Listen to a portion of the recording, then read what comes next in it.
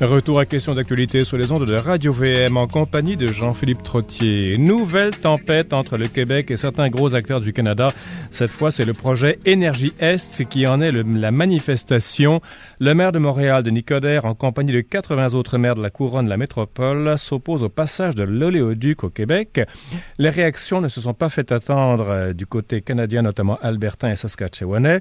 Parallèlement à cela, on apprend que la fonction publique fédérale s'apprête à se passer de traducteur professionnel vers le français au profit d'un logiciel pour les documents officiels. Qu'est-ce que cela veut dire pour le Québec et le fait français? Mathieu, bonjour. Bonjour. Oui, c'est le point avec Mathieu Bocoté, je ne vous avais pas annoncé, excusez-moi. Et on parle de deux nouvelles qui disent deux choses différentes, et en même temps, elles se font écho l'une l'autre. Ben, qui n'en font qu'une, en fait. C'est-à-dire, nous avons l'habitude, depuis quelques années au Québec, de croire que la question nationale est disparue. Que le rapport de domination, parce qu'il faut parler, ou de subordination, du moins, si on veut utiliser un terme un peu moins fort, le rapport de subordination politique et culturelle du Québec dans le Canada est chose du passé, que cela ne compte plus. Ces deux nouvelles... Et qu'on serait au-delà de tout ça, qu'on est libéré et tout ça. Oui, nous serions libérés de l'histoire, nous serions dans une espèce de présent égalitaire où toutes les cultures s'interpénétreraient, où la vieille question nationale ne serait plus d'actualité. Or, ce qu'on voit avec ces deux nouvelles, c'est à quel point la question nationale, dans sa forme la plus classique, la plus ancienne, continue de nous travailler. Comment la définissez-vous? Alors, quelquefois, quand je parle de la question nationale contemporaine, j'ai tendance à dire nous passons d'une critique du Canada anglais à une critique du Canada multiculturaliste. Nous critiquons moins 1867 que 1982. Nous nous inquiétons davantage, même quelquefois, de la multiplication des accommodements raisonnables que de l'anglicisation de Montréal. Bon, des trucs comme ça. Et là, la question nationale dans sa forme classique, c'est-à-dire subordination du Québec au Canada anglais, subordination du français à l'anglais, et défrancisation même de la métropole, avec une autre nouvelle qui a été d'hier, c'est-à-dire le fait que les allophones ne veulent tout simplement pas apprendre en bonne proportion le français. Mais qu'est-ce qu'on voit? On voit tout simplement que le Québec fait à nouveau l'expérience de sa subordination dans l'ordre canadien. Je m'explique. Dans le cas du projet Énergie Est, on a vu Denis Coderre dire... Denis Coderre qui est pas exactement ce qu'on peut appeler... Il n'est pas nationaliste. Il n'a pas fait carrière dans l'indépendantisme exubérant. C'est un ultra-fédéraliste. Bon. Alors, Denis Coderre dit, pour différentes raisons, qui appartiennent à la province de Québec, qui appartiennent au Québec, il dit le pipeline ne passera pas ici, ne doit pas passer ici. Au Canada anglais... Il n'est pas le seul, enfin, au Canada, il n'est pas le seul à avoir dit ça. En Colombie-Britannique, on a dit qu'on avait des réserves. Non plus, j'imagine, non? Oui, ailleurs, il y a des réserves par rapport au pipeline. Pourtant, ce n'est qu'au Québec où ça suscite une réaction colérique. Ben c'est normal, parce que l'oléoduc ne va pas de l'Alberta vers le Pacifique, il va vers l'Atlantique. Donc même si les Britanno-Colombiens sont contre, on s'en fout complètement. Ce n'est pas la question. La question qui se pose ici, c'est... quelle est, parce que les oppositions sont nombreuses, c'est tout ce que je veux dire à l'intérieur du Canada. Oui. Or, ce qu'on voit dans les circonstances, c'est que seule l'opposition québécoise réveille au Canada anglais cette vieille mentalité néocoloniale qui consiste à traiter le Québec en circonstances avec l'argument suivant. On lui dit, vous recevez de la péréquation, donc taisez-vous. Hein, c'est le fameux, on remplit ta gamelle, ta gueule Québec. Eh bien, devant cela, je trouve qu'il y a une espèce j'ajouterais même qu'au Canada anglais, il y a une espèce de il y a un consensus, il y a une espèce de disposition naturelle au mépris national à l'endroit du Québec. Et au Québec, eh bien, cette forme de protestation élémentaire de la dignité, c'est-à-dire vous passerez pas chez nous à n'importe quelle condition, eh bien, c'est considéré comme une forme de trahison nationale. Quelque chose ce que vous dites me résonne évidemment et je suis en partie d'accord avec vous. Le problème, c'est que je vois aussi qu'au Québec, dès que le Canada anglais, et c'est pas un ensemble homogène, le Canada anglais, faut quand même pas non plus faire que c'est l'anti-Québec, hein. Il y a des poches qui sont plus pro-Québec, des poches qui sont plus autre chose que juste canadienne-anglaise. Dès qu'il y a une critique, tout de suite, ça nous propulse dans des complexes historiques de nous sommes victimes de hargne, de haine, etc. Il y a de ça, mais il n'y a pas que de ça. Est-ce qu'on peut avoir, entre le Québec et le Canada en tout cas, un pugilat, si vous voulez, qui ne soit pas teinté par une hargne, qu'elle soit exprimée ou qu'elle soit perçue? Alors, vous me pardonnerez de simplement constater, d'écouter ce qu'on dit, d'écouter ce que j'entends. Oui. Et qu'est-ce qu'on nous dit? On nous dit, en gros, la dissidence québécoise est illégitime. Quand Rona Ambrose s'en va accuser qui est la chef du Parti conservateur en ce moment, s'en va accuser Denis Coderre de menacer l'unité nationale. Tout simplement parce qu'il refuse le jeu du pipeline.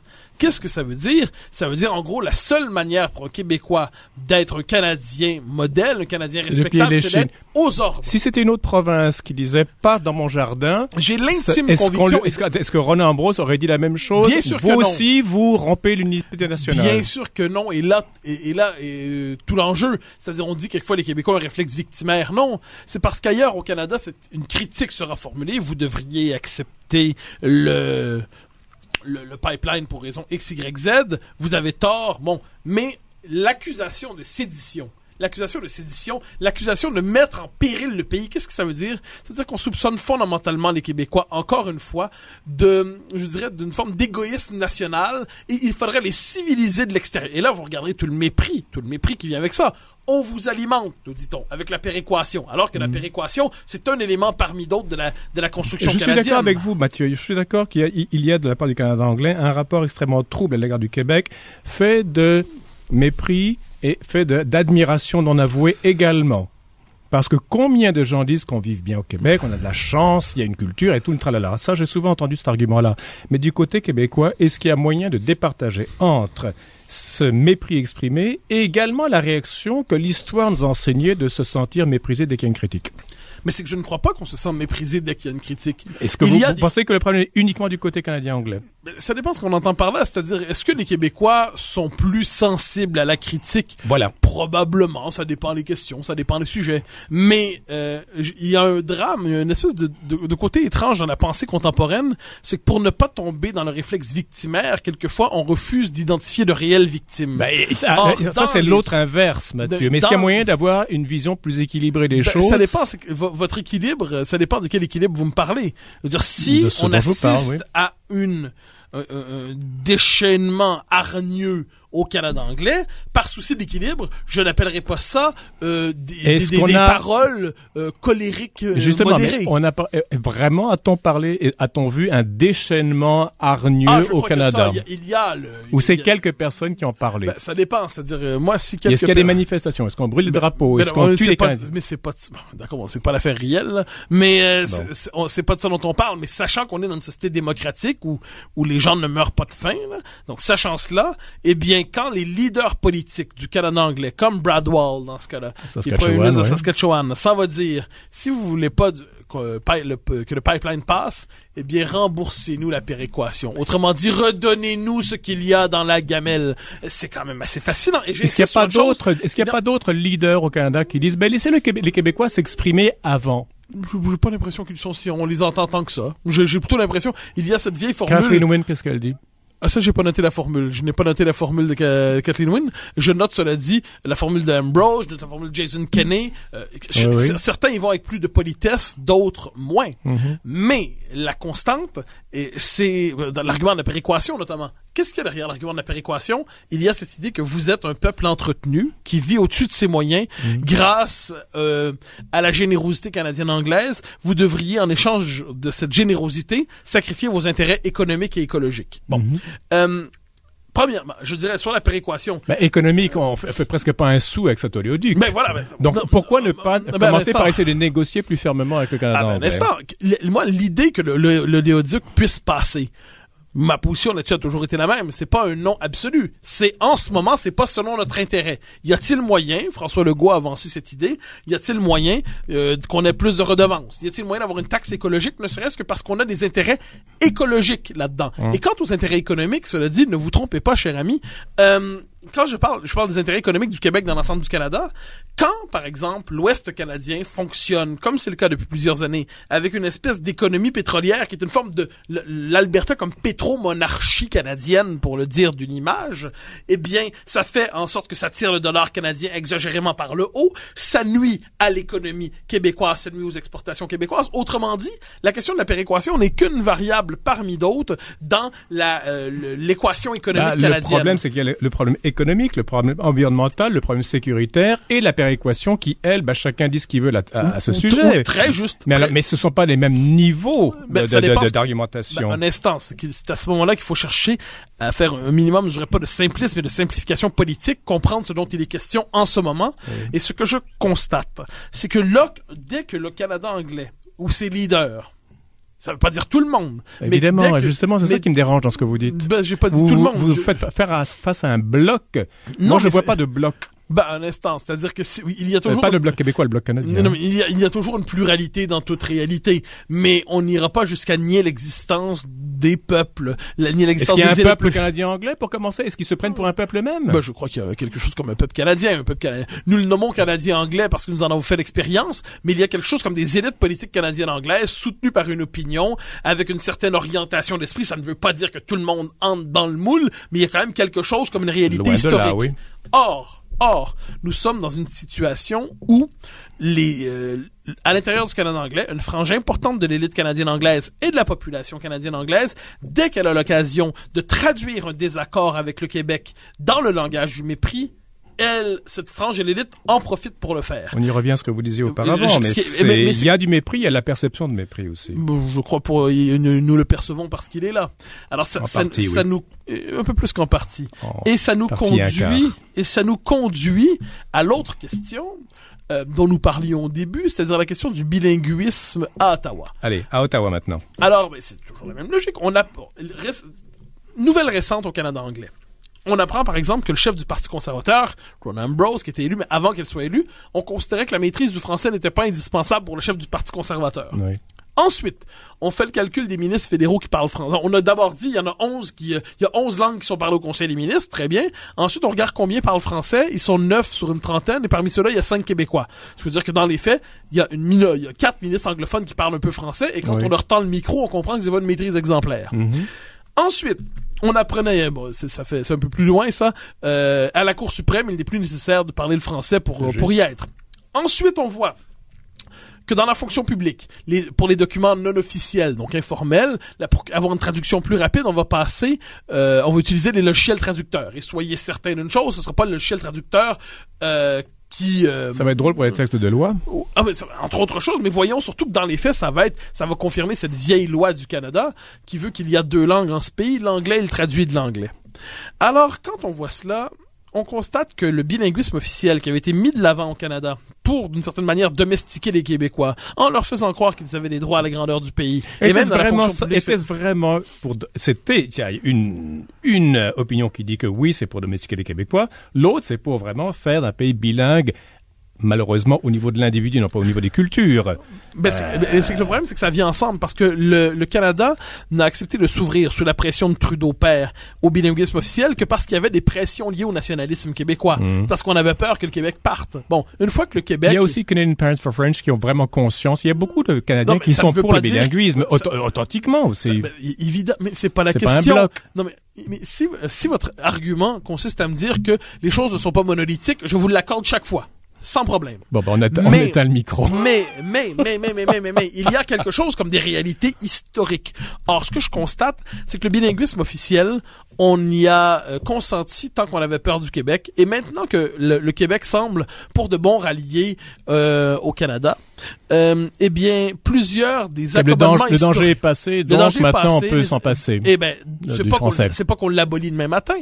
C'est tout simplement qu'on constate simplement qu'on lui donne de moins en moins d'importance et la fonction publique fédérale redevient ce qu'elle a fondamentalement été historiquement, un lieu d'anglicisation des francophones, un lieu où les francophones, pour progresser, doivent peu à peu laisser de côté leur identité culturelle et linguistique. Et les indices d'une réanglicisation du Canada officiel se multiplient.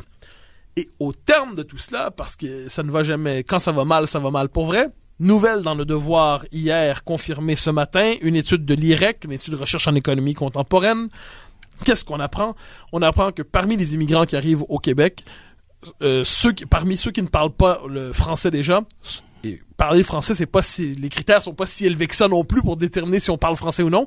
60% d'entre eux ne prendront pas de cours de francisation. Avec le plus grand aval festif de la plupart de la population francophone du Québec qui ne veut pas parler français à des immigrants non plus. Non, ça, je le vois moi-même dans la rue, je l'expérimente tous les jours, Mathieu. Ben, on n'expérimente pas nécessairement la même chose. Sans doute. C'est-à-dire que beaucoup de Québécois francophones, vous savez, la plupart des gens ne sont pas des croisés linguistiques à temps plein. Il ne s'agit pas d'être un croisé linguistique, Mathieu. Il s'agit de savoir d'où on vient et accueillir l'autre dans sa langue, ce qui est pas si compliqué que ça. Oui, mais dans la réalité particulière de Montréal, les francophones sont de plus en plus conditionnés à traiter le français comme une langue de l'entre-soi canadien-français. Et ensuite, dès qu'on quitte la famille, dès qu'on quitte la tribu, alors là, on passe en anglais. Mais c'est pas la faute du Canada anglais, ça. Ben, un instant. J'ai pas dit que c'était la faute du Canada anglais. C'est pas la faute du Canada anglais en toutes circonstances. Ici, cela dit, ce qui est en jeu, c'est une politique d'immigration qui n'a aucun sens. C'est-à-dire quand on constate que 60% de ceux qui arrivent et qui parlent pas le français ne feront rien pour l'apprendre dans les faits. Pourquoi? Mais parce que c'est pas nécessaire. Parce que Montréal s'anglicise. Soit dit en passant, le Canada a quand même un rôle à jouer là-dedans. Mais parce que Montréal s'anglicise et parce que nous ne faisons à peu près rien, au moins devrait-on avoir la décence de discuter raisonnablement des seuils d'immigration pour les ramener à la baisse, parce qu'en ce moment, les seuils d'immigration contribuent à une marginalisation du fait français dans la métropole. Parce que beaucoup de francophones se sont déjà marginalisés, comme vous le dites, par l'histoire, par bien des choses. C'est là qu'il faut travailler davantage, vous pensez pas? Vous savez, il y a cette tentation dans l'histoire du Québec comme si c'était une forme de morale supérieure que de dire que c'est jamais la faute des autres ou des structures qui pèsent sur Mathieu, nous. C'est pas ce que je dis, Mathieu. C'est pas du tout ce que je dis. Ce que je dis seulement, c'est que quand on veut qu'il y ait un changement, ça commence par soi-même.